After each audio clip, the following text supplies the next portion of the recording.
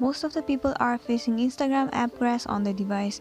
If you are also having some issues and it keeps stopping you from using the app, then in this video I'm going to show you the method on how to fix this problem.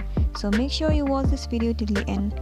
The very first step is to go to your settings, move into apps,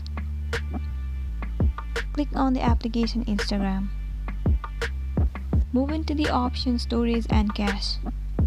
So what you need to do is clear the cache of the application Instagram.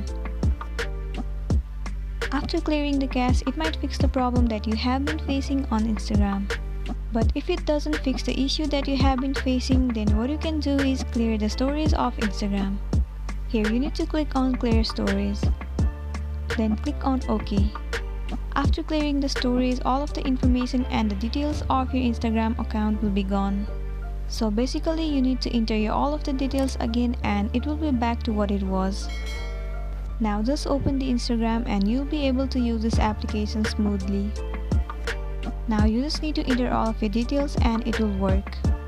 This is it, and this was the process on how to fix the error or issues that you have been facing on Instagram. I hope you found this video useful. If it does, please make sure to like and subscribe to our channel.